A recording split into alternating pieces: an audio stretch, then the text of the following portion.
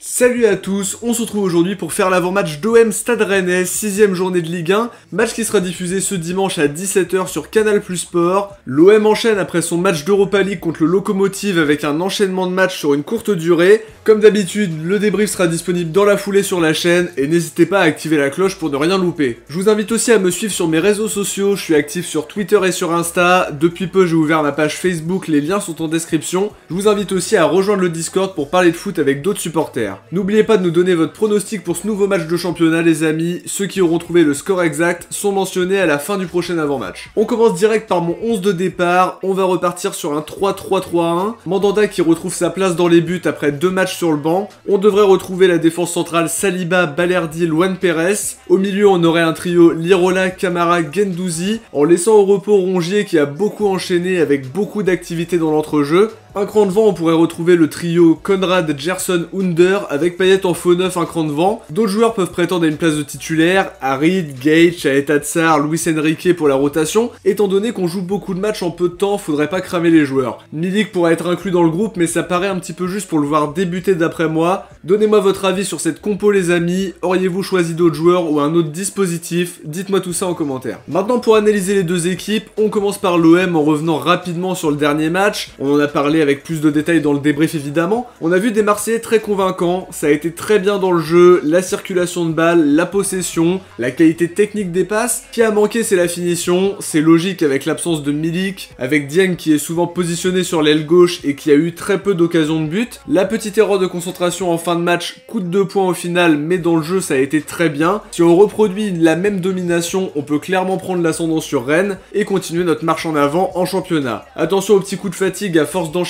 les matchs, mais on aura certainement de la rotation dans le 11. Côté Rennais, le calendrier était très chargé, avec notamment les barrages pour accéder au groupe de l'UEFA Conference League, double victoire contre Rosenborg, en championnat sur leurs 3 derniers matchs, un bilan quand même mitigé, une victoire 1-0 contre Nantes, une défaite 2-0 contre Angers, et défaite 2-0 une nouvelle fois contre Reims. 5 points, 11e place au classement, un début pas vraiment réussi pour les Rennais, avec une moyenne d'1 point par match, alors que l'OM est invaincu en championnat jusqu'à présent. Rennes est une équipe qui encaisse plus qu'elle marque, et sur le dernier match, ils se sont un petit peu rassurés pour leur première journée en Conference League, en accrochant Tottenham de partout. Une équipe londonienne un peu remaniée, avec quand même quelques joueurs de qualité, Harry Kane, Lucas, Ndombele, le jeune Brian Gill et Bergwijn, une performance qui leur donnera un petit peu plus de confiance. En termes d'individualité, l'équipe s'est renforcée, je pense notamment à Loïc Badé qui a eu une très bonne pioche mercato selon moi, l'arrivée aussi de Laborde qui est un joueur qui peut faire très mal, on le connaît bien, et toujours la présence de Tay, Bourigeaud, Aguerd,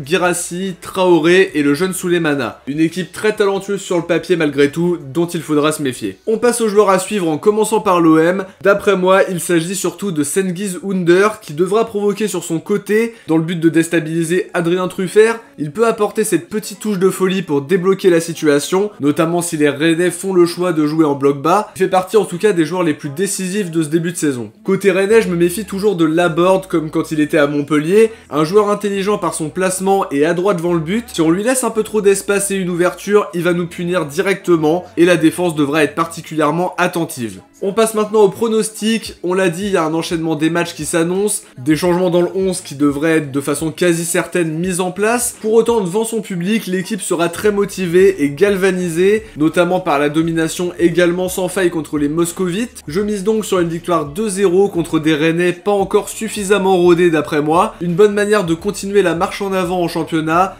et de continuer à inquiéter nos futurs adversaires par notre style de jeu imprévisible. On va maintenant mettre à l'honneur les bons pronostiqueurs de Lokomotiv OM. Bien joué à Polox14, Vitality Mika, Ryan Mestras, El Marsilia OM, Mugiwara AMV, Tutu Veke, Floxicant, Richard Stato et Christian Nicolas. Bien joué à tous pour avoir trouvé le score exact. Et je vous rappelle aussi, n'oubliez pas de donner votre pronostic pour OM Rennes pour être mentionné dans le prochain avant-match en cas de score exact. Voilà pour cette analyse les amis, on arrive à la fin de cette vidéo. J'espère que ça vous a plu. Si c'est le cas, dites-le moi en commentaire. Likez, commentez, partagez et abonnez-vous, ça aide énormément la chaîne. On se retrouve dès ce dimanche pour analyser le match dans le débrief. Ciao, portez-vous bien et surtout allez l'OM.